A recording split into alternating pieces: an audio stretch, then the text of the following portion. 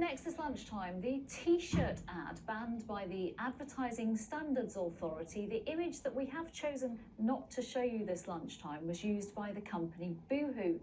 It depicted a woman wearing the T-shirt and bikini bottoms. The ASA said it objectified women after complaints that it was sexually suggestive and irresponsible. Well, let's get some reaction from a body confidence author, Lizi Jackson-Barrett. Thank you very much for joining me this lunchtime. Are you surprised at the image that I know you have seen and its use by the company, especially in 2022?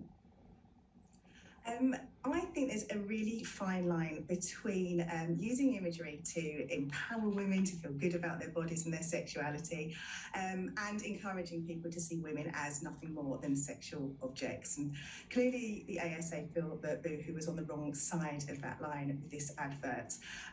But personally, I think that the story of the Boohoo bottom is a story of double standards.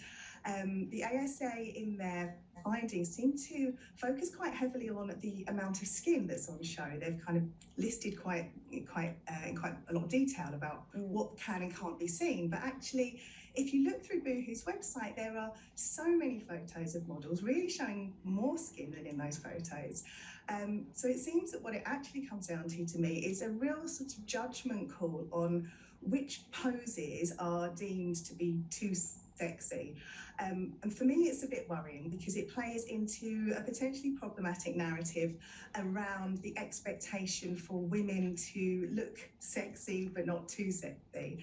I think there are also some really kind of gendered double standards at play here. So if a man was showing the same amount of skin and in similar poses, I suspect it might not have been deemed offensive. So it is an interesting one, Nina, because there are kind of arguments for both sides. Yeah, I guess the Advertising Standards Authority was responding to the complaints about that specific image in terms of how much skin and the pose itself. I just want to put to you what Boohoo has said in response. We are disappointed by the findings of this ruling because we pride ourselves in our inclusive, body-positive imagery. Our marketing reflects the vibrant and confident culture of our brand and is not designed to intentionally cause offence. What's your reaction to that, Lizi? I think on the face of it, there is real truth in that. Boohoo do use a range of diverse and inclusive models across their website. But actually what that shows to me is they are aware of the issues around using kind of traditional models, kind of the Instagram model culture that we know is so damaging for the confidence of lots of young people, especially girls.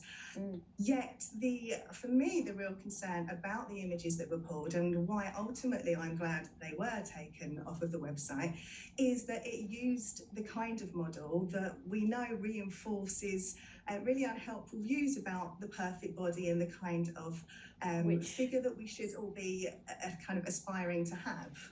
Yeah, absolutely, which is, of course, your work. Lizi Jackson-Barrett, thank you very much for joining us and your thoughts. Thank you. Thanks for having me.